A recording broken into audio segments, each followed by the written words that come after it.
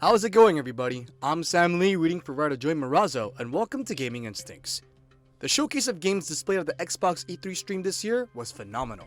The conference felt like it was a never-ending reel of game announcements and trailers. The trailers varied from new game announcements to updates on games that we've been anticipating for several years.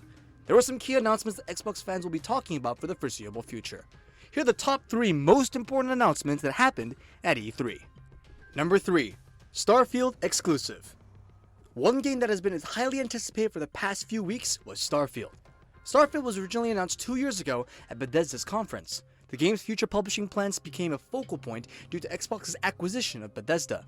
Alongside leaked screenshots to rumors regarding the game's release date and platform availability, the Xbox E3 conference was speculated by many to provide answers to all the questions. This year's conference started off on a different foot than we are used to.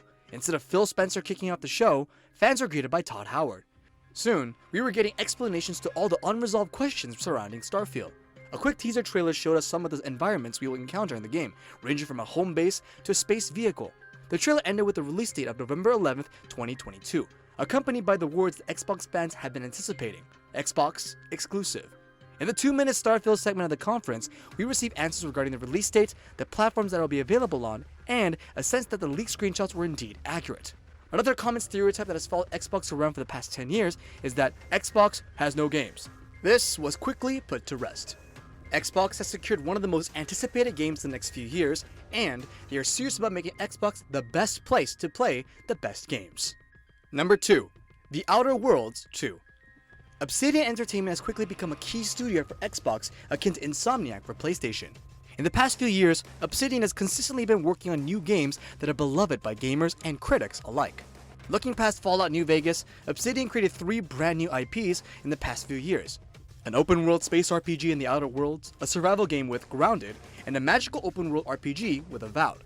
The Outer Worlds released just 2 years ago in 2019, and since then, they have announced Avowed as their next big project while also putting out several updates for Grounded, which is still in early access.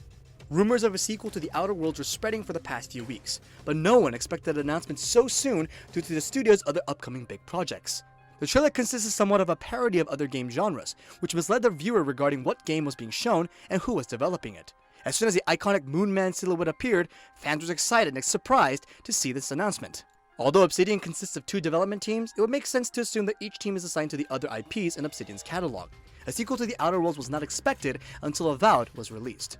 The trailer for The Outer Worlds 2 is a fan favorite of the entire E3 season so far. The comedic dialogue paired with misleading footage of different game genres made for an entertaining and funny trailer that was a breath of fresh air.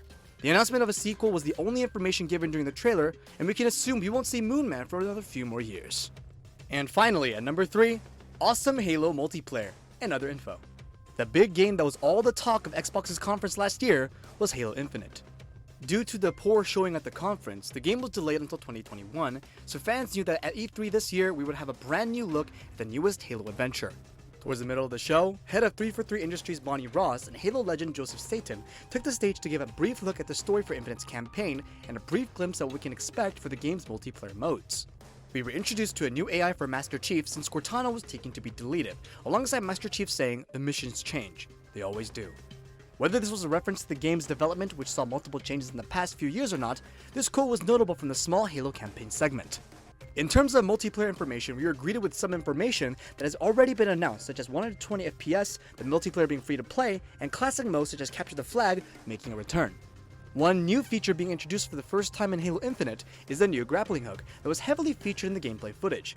Staten also introduced the Spartan Academy, featuring Spartan Commander Lorette. Spartan Commander Lorette will assist beginner Halo players to get comfortable with the variety of maps, weapons, and equipment players will come across in Halo Infinite. In a separate stream the next day, 343 Industries unveiled even more information regarding the multiplayer of Halo Infinite. To go along with the free multiplayer, a Battle Pass was announced, which is the first of its kind for the Halo franchise. Unlike other titles that feature a Battle Pass, the Halo version only requires a one-time purchase. Pay for the Battle Pass one time, and it will continue throughout the different seasons that are featured in the game. Speaking of seasons, each season of Halo Infinite will have a different theme. In the multiplayer showcase, it was revealed that the first season will have a samurai theme. Another aspect of the brand new multiplayer that was mentioned was the unlimited customization options for your Spartan. You are now able to customize your Spartan however you like, using rewards given to you through playing the game and the Battle Pass as well. One piece of information that everyone was anticipating was a release date.